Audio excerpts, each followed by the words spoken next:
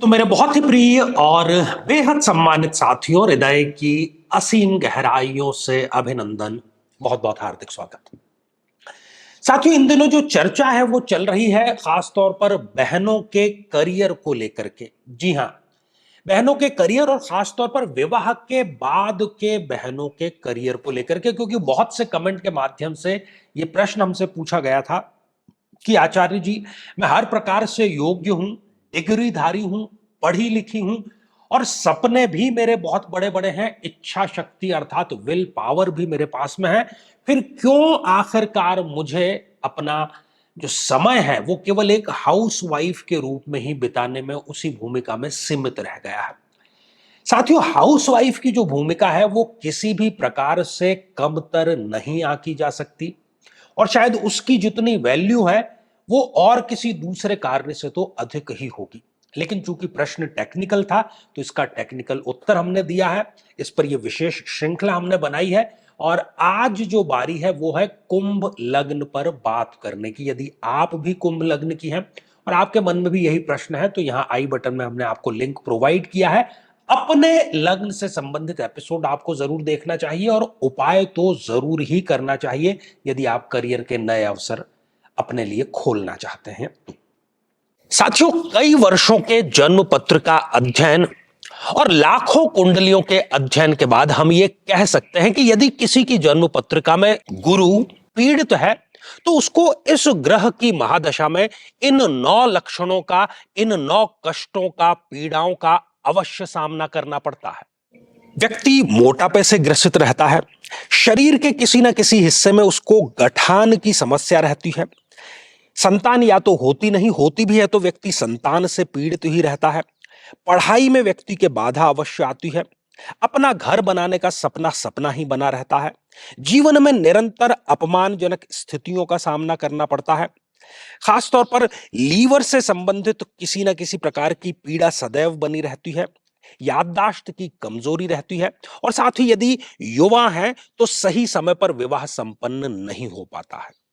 लेकिन साथियों, यदि आप भी इन सभी कष्टों से स्थायी और सटीक मुक्ति प्राप्त करना चाहते हैं तो उसका तरीका है इस ग्रह की महादशा मंत्र साधना दीक्षा, जो विशेष रूप से आपके नाम, आपकी जन्मतिथि के अकॉर्डिंग की जाएगी और गुरु दीक्षा के माध्यम से अभिमंत्रित माला भी आपको प्रदान की जाएगी, ताकि न केवल ये सारे कष्ट दूर हों बल्कि ये पूरी की पूरी महादशा आपके लिए शांतिदायक और सुख समृद्धिदायक साबित हो।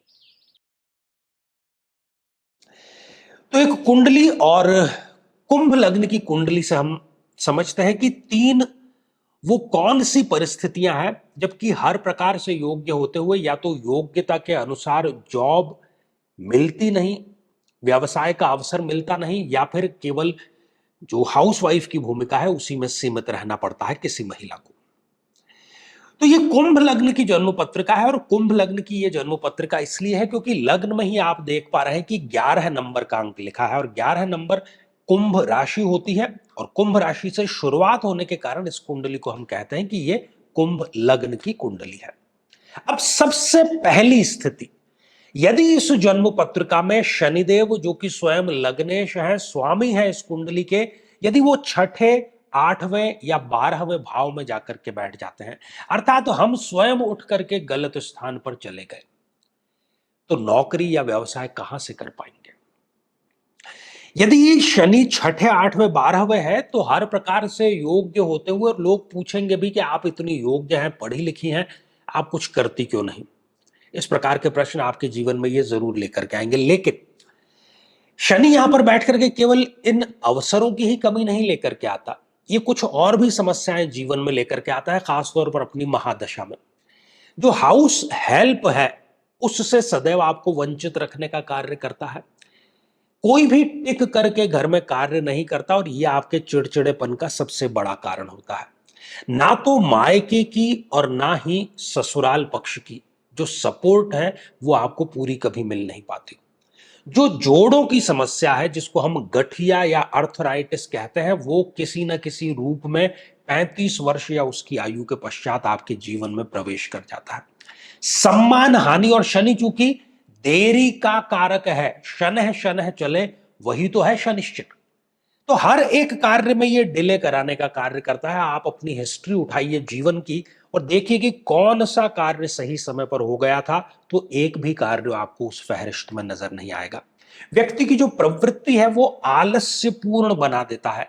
घुटनों से और पैरों से संबंधित जो समस्या है वो शनिदेव इस स्थिति में व्यक्ति को अवश्य देते हैं। साथियों, दूसरी जो स्थिति है वो है मंगल को लेकर के, क्योंकि मंगल स्वयं इस कुंडली में कर्मेश है, अर्थात आप जो कर्म करेंगे जीवन में आजीविका के लिए उसका लॉर्ड है। यदि वो स्वयं उठ करके छठे, आठवें या 12वें भाव में चला जाता है, अर्थात कर्म गया बिल्कुल गड्ढे में ध्वस्त वो हो गया। हर प्रकार से योग्य होते हुए, इच्छा शक्ति होते हुए भी ऐसी बहनों को घर की चार दीवारी में ही रहना पड़ता है। दूसरी जो समस्याएं मंगल इस स्थिति में देता है वो है शत्रु बाधा। बहुत आसानी से आपके शत्रु बन जाते हैं, बहुत जल्दी आपको नजर लग जाती है। आप कुछ भी करेंगे उस पर तुरंत कोई ना कोई नजर लग जाएगी। अपने नाम से भूमि खरीदने का भी योग यहां पर क्षीण कर देता है। बार बार छोटी बड़ी दुर्घटनाएं होना, स्मृति का लोप होना कि आप एक कमरे से दूसरे कमरे में गए हैं और वहां चल करके आप ये सोच रहे हैं कि मैं यहां इस कमरे में क्या लेने के लिए आई थी। इस प्रकार की जो स्मृति की समस्या है वो मंगल देव यहां पर देता है। बहुत फ्रिक्वेंट दुर्घटनाएं, आप कोई गाड़ी चला रहे हैं, घर पर हैं, कहीं ना कहीं चोट आपको लगती ही रहती है। और मंगल की ये जो स्थिति है व्यक्ति को क्रोधित, अननेसेसरी क्रोधित, जिसको हम कहते हैं कि व्यक्ति चिड़चिड़ा हो जाता है, इस प्रकार की स्थिति देता है। रक्त कणिकाओं अर्थात जो ब्लड सेल्स है उससे संबंधित भी समस्या यहां पर बैठा हुआ मंगल जरूर देता है। साथियों, तीसरी जो स्थिति है वो आय भाव के लॉर्ड और कुंभ लग्न में योग कारक आय भाव के और द्वितीय भाव के लॉर्ड गुरुदेव की। यदि गुरुदेव छठे, आठवें या 12वें भाव में जाकर के बैठ जाते हैं तो वो भी, क्योंकि गुरु जो है वो विद्या का कारक है, शिक्षा का कारक है, तो शिक्षा तो आपने प्राप्त की है, डिग्री भी आपने प्राप्त की है, सर्टिफिकेट भी आपके पास में है, लेकिन वो गलत स्थान पर चला गया, उसका कोई कार्य नहीं है। पढ़ाई आपकी आजीविका के काम नहीं आती है। कहीं ना कहीं ये विवाह के पश्चात व्यक्ति को, बहनों की हम बात कर रहे हैं, मोटापे की समस्या जरूर दे देता है। शरीर में कहीं ना कहीं ट्यूमर या गर्भाशय का जो ट्यूमर है उसकी भी समस्या देता है। कई बार इसी कारण से जो संतान है वो सही समय पर नहीं हो पाती, और पढ़ाई की जैसे हमने बात की वो आपके आजीविका के काम नहीं आ पाती है। अब ये तीन स्थितियां हैं, इन तीनों में से कोई भी स्थिति यदि जन्म पत्रिका में है तो जो बात हमने कही है वो सिद्ध अवश्य हो जाती है। ये तो थी बात समस्या की। अब इसका समाधान क्या है? समाधान केवल एक ही है कि आपको जो भी महादशा चल रही है उस महादशा मंत्र साधना दीक्षा, क्योंकि महादशा चल रही है ये हकीकत है, आपको चल रही है ये हकीकत है, अपना पूरा रिजल्ट दे रही है ये हकीकत है, और वो मंत्रों के माध्यम से सिद्ध भी होगी ये हकीकत है, क्योंकि एक ही साधे सब सधे, सब साधे सब जाए। मैं लग्नेश को संभालूं, कर्म भाव को संभालूं, आय भाव को संभालूं, नहीं, आप महादशा को संभालिए। और यदि आपने महादशा को भी संभाल लिया, उस ग्रह को भी, तो बाकी सारी स्थितियां अपने आप ठीक हो जाती हैं। ये हमारे इतने सालों की ज्योतिष अनुभव का निचोड़ है। तो महादशा मंत्र साधना दीक्षा आपको अपने नाम से अवश्य लेनी चाहिए। साथियों, अब इस कार्यक्रम को समाप्त करें उससे पहले तीन महत्वपूर्ण सूचनाएं आपके लिए है। एक तो यही कि जिनको भी गुरु की महादशा चल रही है और गुरु यदि जन्म पत्रिका में पीड़ित होता है, मारक होता है, तो वो ये सारी समस्याएं जरूर देता है। इस पर आप सेपरेट एपिसोड भी हमारा देख सकते हैं, गुरु महादशा आचार्य चंद्रकांत सर्च करके।